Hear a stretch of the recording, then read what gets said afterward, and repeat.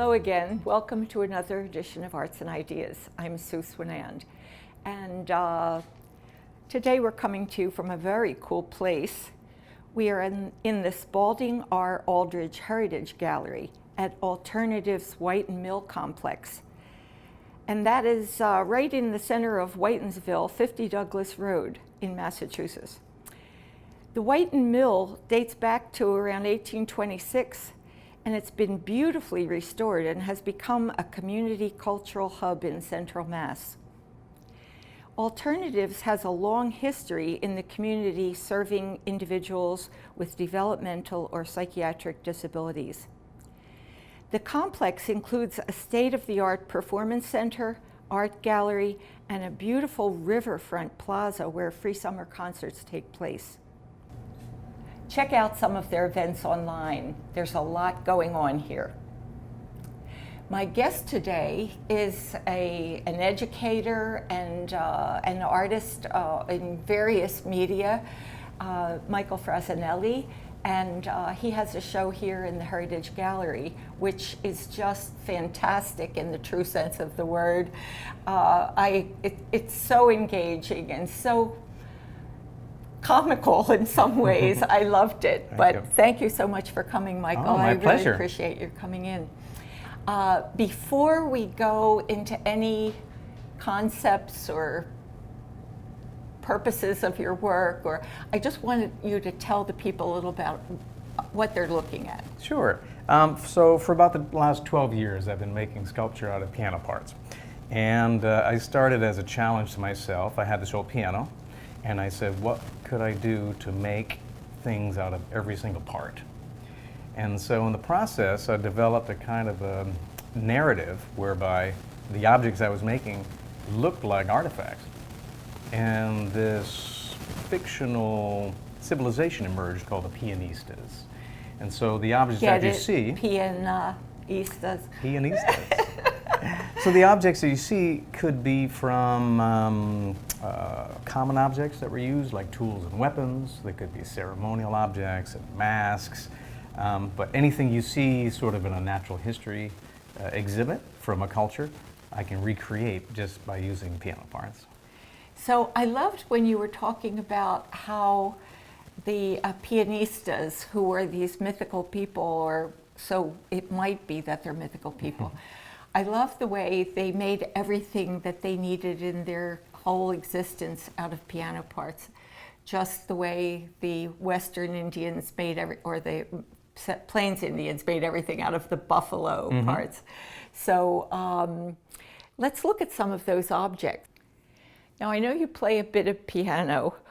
Did you know about the workings of the mechanisms of the piano before you got into this? I was interested in the piano as an object. I mean, I love playing. I'm a really sort of a hack in terms of piano playing.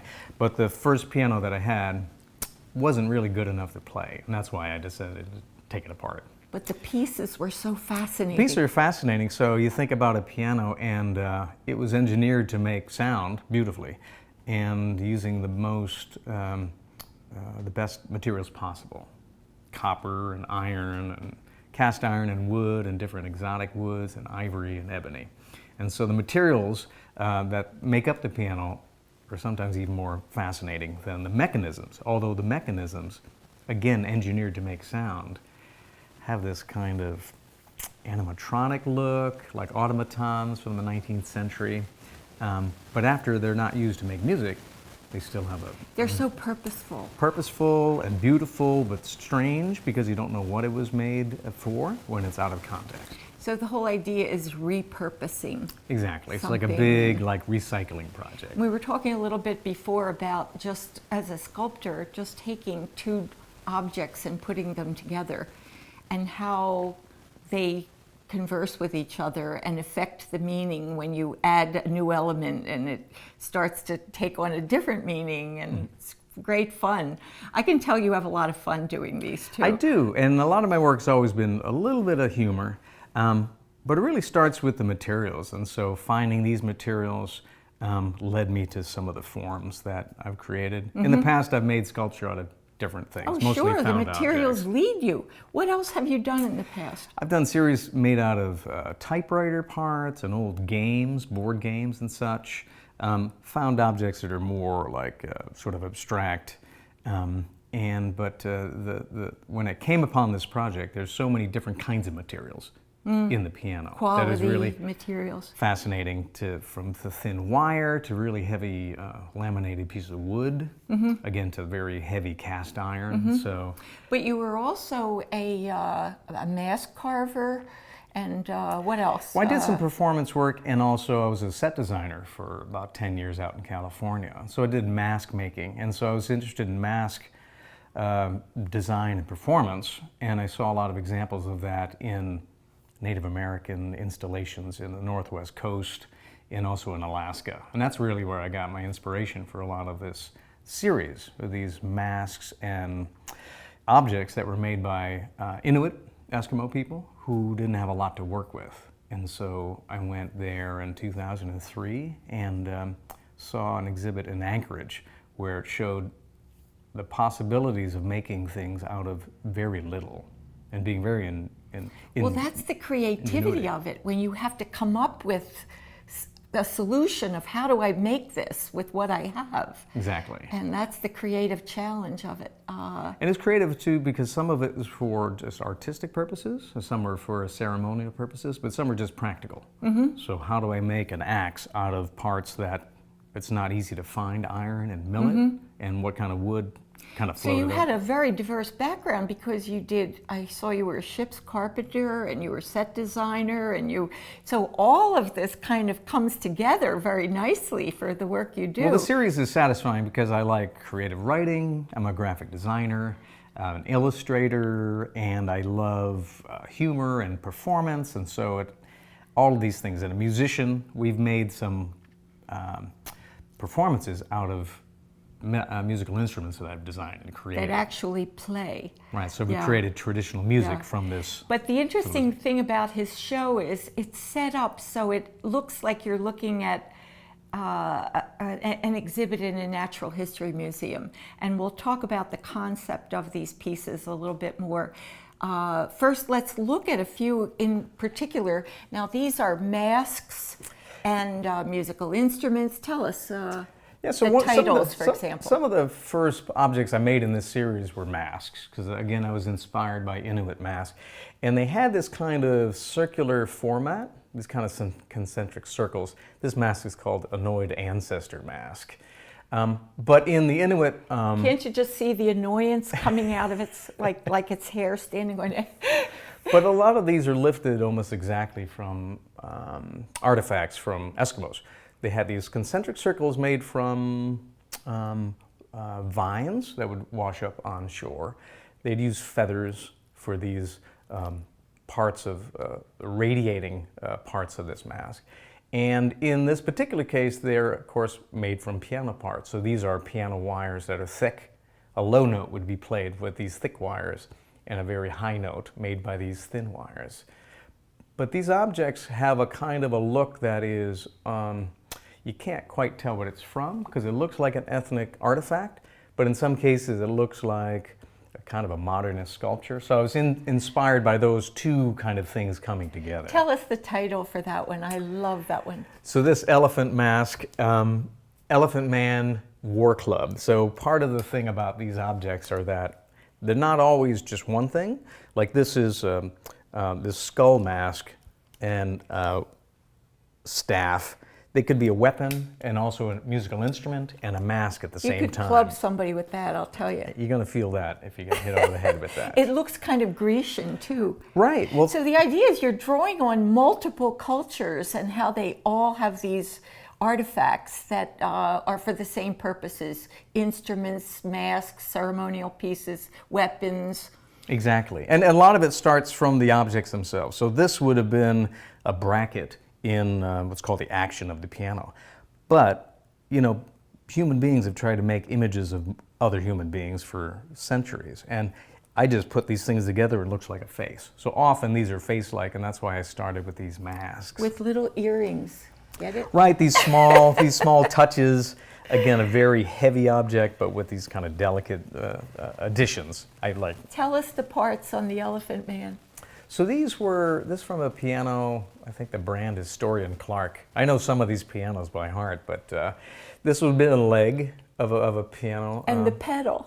The pedal, I use ivory a lot. It's before about the 1970s, they had actual ivory keys, and so I like to use these vintage pianos because first of all it looks like an artifact because it's patinaed. It might have been water damaged. You don't have to age it, it's already aged. I don't paint or do anything to any of these objects to sort of put them together. So things can have rust or corrosion, and again it could have been mildewed, it could be covered with dust of 100 years of piano playing. But I like the it's not a deception, but it's a multiple interpretation that's possible, because it's not just the Elephant Man, it's the Elephant Club.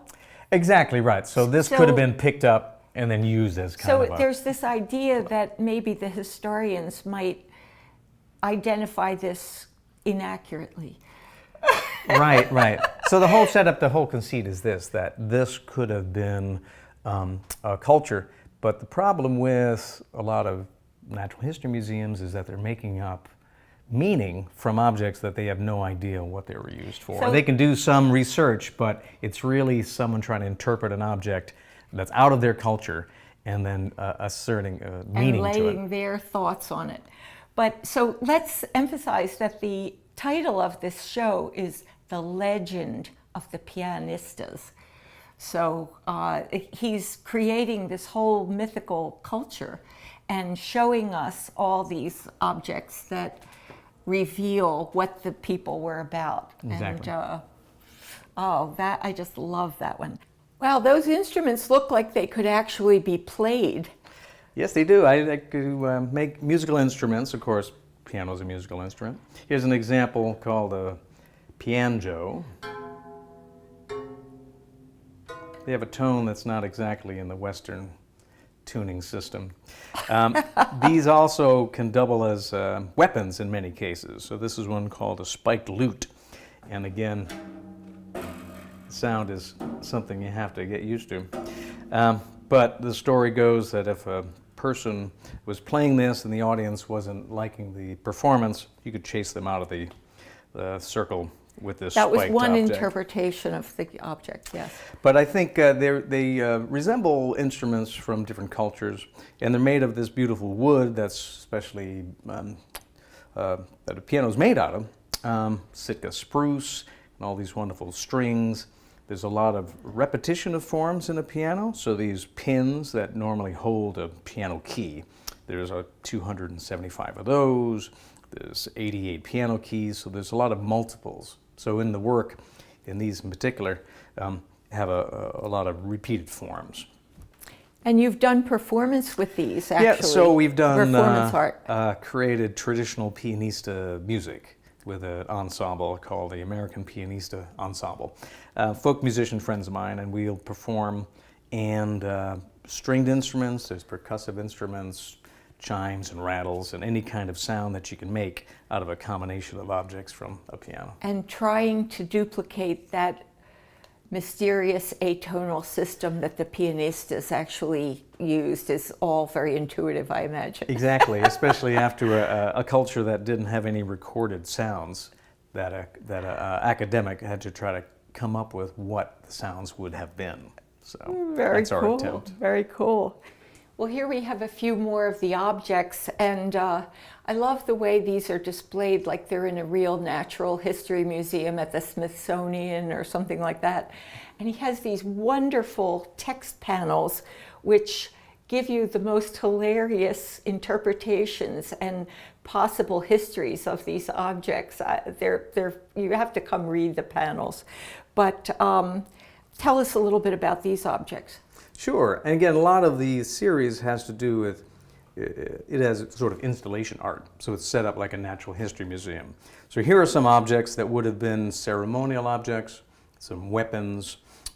This is one, a war club, and again, it's inspired by a lot of Native American and African weaponry, but all made out of parts from the piano. I saw a part, it's called a bridge in the piano, and has these patterns naturally as part of the object, just for the practical use. But of it having the also string. looks like a snake.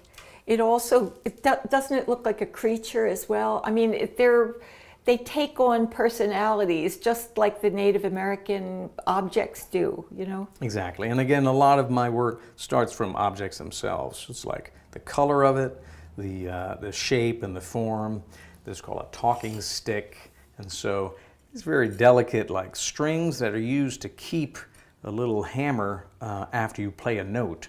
Felt keeps the sound of the keyboard down. Yeah. And these are hammers. Each one of these set up to hit a string to make a sound. But out of context, it's a beautiful object. It's like these concentric felt layers. And so It's like a staff of authority, though, if you said a talking stick, right? exactly, you know, the story goes that this was used in council circles to hand to someone so they could speak their mind. But if this was overused, they'd bring in the war club. Maybe you could send one of these to the Congress. Perhaps that might work if nothing else A little does. more cooperation Perhaps and this taking tomahawk would be turns. more useful than talking with Congress as well. Oh, a tomahawk, yeah. But here's an example, just the head of what I call the mandolin battle axe. And so another example of an object that would have been a musical instrument, but also a weapon. Wow, that one looks lethal. And again, when it's displayed in a case, and this normally has like a glass cover to it, when you have text panels with objects, it makes you think of a natural history museum like the Peabody Essex or the Harvard Museum of Natural History. Show us the book. You have to see the book, because when you look at the book and understand that the whole thing is like one work of art, that is the documentation of the possible documentation of the pianista culture. So when I started displaying these objects like a natural history museum, I started putting text panels on the walls, and the natural extension would have been a museum catalog. And so this has, it's called The Legend of the Pianistas, the unbelievable history of a curious people. And so I've been working on this for about 10 years, and it has all the images from all of the objects that I've made, and all of the writings that go along with those objects. He's a terrific writer. I'm laughing at every page. It's so clever. The titles that you give to these things and the alternative interpretations, they're so funny because they sound exactly like what you've read 100 times in Joseph Campbell, or, you know, you must have had a long history in interest in anthropology. I have, and I love it, seriously, looking at different artifacts from different cultures. But again, I go back to the fact that the people who are writing these words don't really know what these objects were all about. So part of my challenge is writing this in such a way, in sort of a dry anthropological language, so it seems real. Inserting parts of the story that are real, but adding some fictional elements and some humorous elements that make it just a little bit beyond just what you think might be real.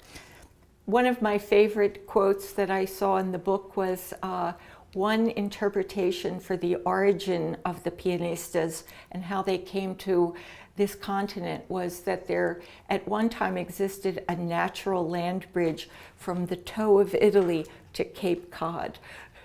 It's still disputed among experts. It's still disputed. I mean, a lot of what we read in here are written as if these people had a dissertation about this civilization. And one of the major differences are that these objects theoretically have been studied for hundreds of years. But one theory that is coming to the forefront is that perhaps some people are thinking that one tribe or one civilization could not have made these objects in one geographical location. So one alternative theory is that this could have been created by a folk artist, immigrant, named Alfonso Renato Veneto. a forger.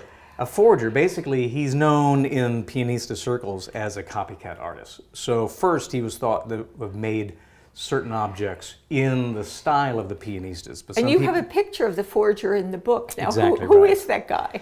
Well, this is Alfonso Renato Alfonso. Veneto. He looks like a forger. He does. He came to this country at the turn of the century to be part of the World's Fair in Chicago in 1893. And he got a job at the Field Museum, which was the first anthropological exhibits from the World's Fair. And so he was a docent there for about 40 years and had a workshop in the basement of the museum. And knocking off all the objects. Exactly. So he would create artifacts and hang them on the walls of the museum so people would think they were actual Pianista artifacts. So as you can see, it's a grand, elaborate scheme, and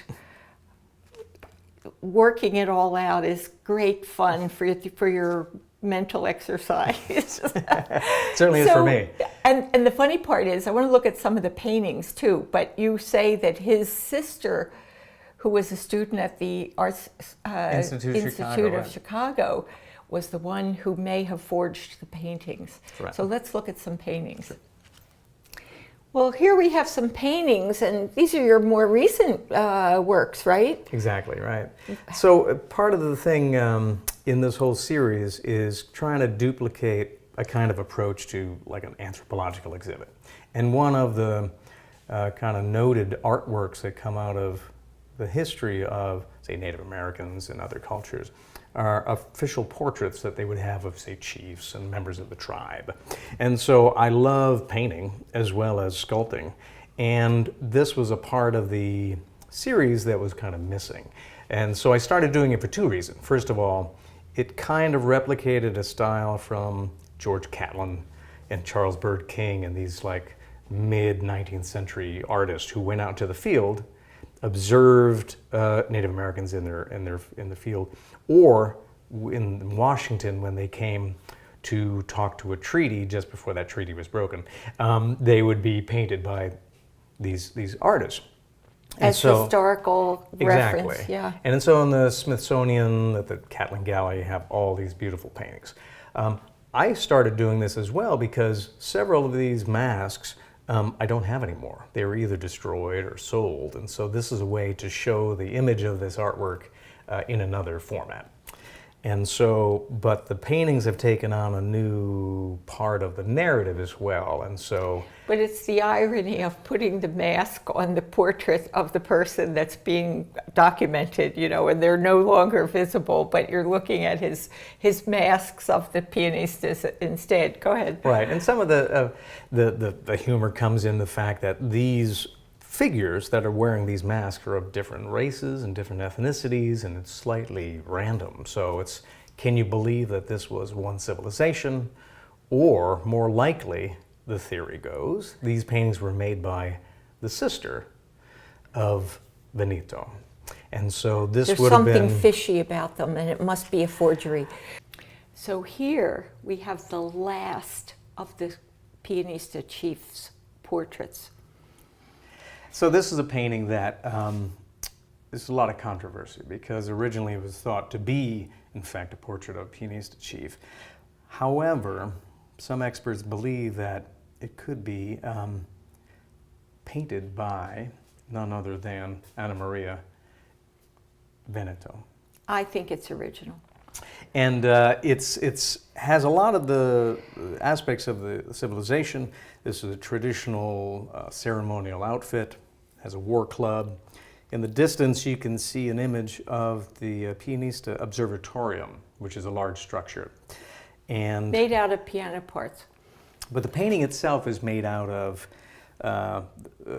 it's painted on a panel from a piano.